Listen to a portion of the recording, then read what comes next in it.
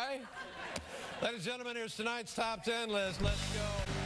Hi, this is Shira from Ceasefire PA. We've decided to do our own version of the Letterman Top 10, this time with the top 10 things you need to know about the Pennsylvania Legislature. Number 1. This is the Pennsylvania Capitol.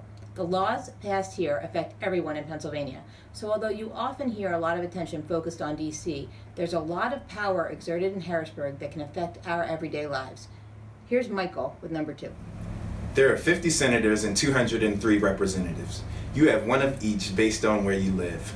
Reps serve for 2 years and the entire House is up for election every even year. Senators serve for 4 years and half the Senate is up for election every even year.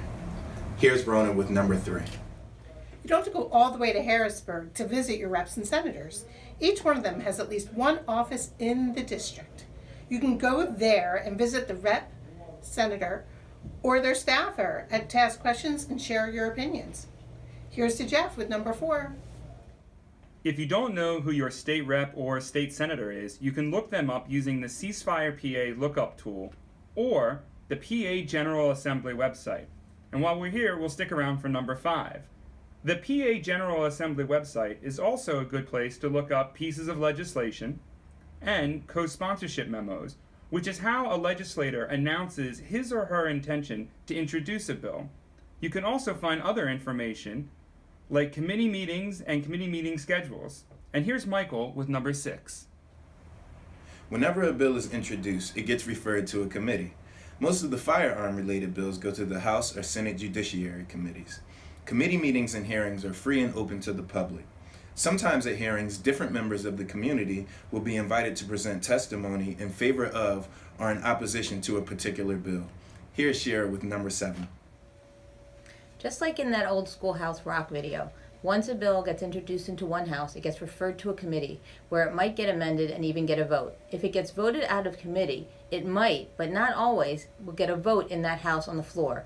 If it passes out of one house, it will move across the chambers to go through the whole process again in the other house.